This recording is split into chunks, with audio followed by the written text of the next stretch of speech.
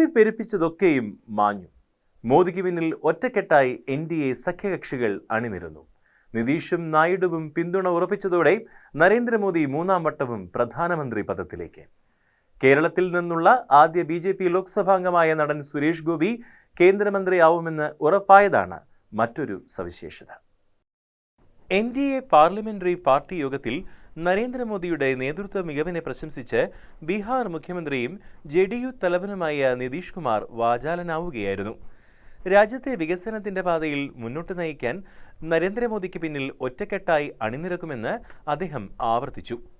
जो आप चाहिएगा उस काम के लिए हम लोग लगे रहेंगे और बहुत अच्छा होगा. आप जितने लोग साथ हुए हैं अब बहुत अच्छा है और सब लोग बहुत अच्छे ढंग से अपनी बात कर रहे हैं, तो सब लोग ठीक हैं.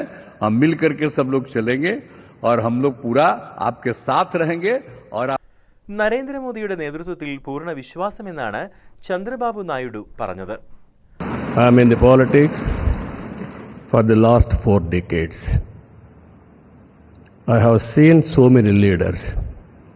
I can give entire credit for Narendra Modi ji for making India proud globally.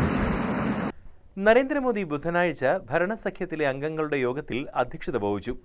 അദ്ദേഹത്തെ NDA നേതാവായി ഏകകണ്ഠമായി തിരഞ്ഞെടുത്തു. ജൂൺ 9 ഞായറാഴ്ച അദ്ദേഹം പ്രധാനമന്ത്രിയായി സത്യപ്രതിജ്ഞ ചെയ്യും.